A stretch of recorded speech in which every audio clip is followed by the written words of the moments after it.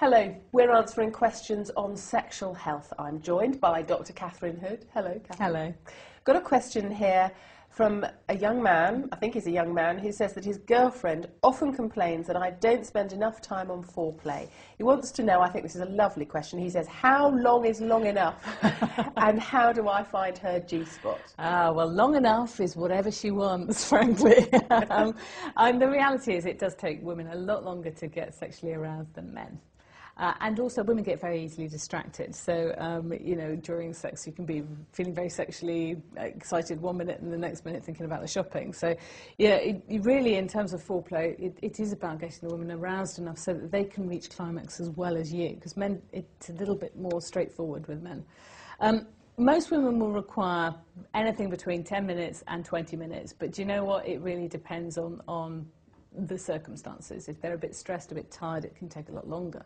And I think he's a little confused about what the G-spot is and where it is as well. Yeah, the G-spot, now that's a very sensitive spot, and there was a lot of debate whether it did or didn't exist, but I think most people accept that there is a very sensitive area on the anterior wall of the vagina, so that's just inside, up at the front. It's about sort of 2 inches inside, roughly, although it varies from woman to woman. And this is an area that is particularly sensitive to stimulation. Now, when you're having sex, there are certain sexual positions that hit that spot much more than others. So, for example, sort of having sex doggy style or from behind, that will tend to knock the G-spot more.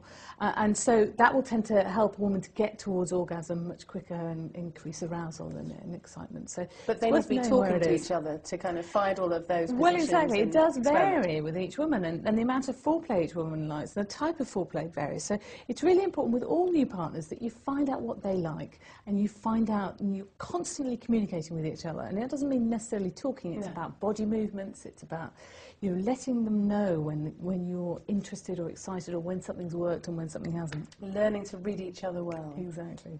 Thank you very much. Very good advice as usual. Well, if you have a similar problem, we hope we might have given you some help. But remember, it's always best to go and see your own doctor for medical advice. Thanks for watching. We'll be back with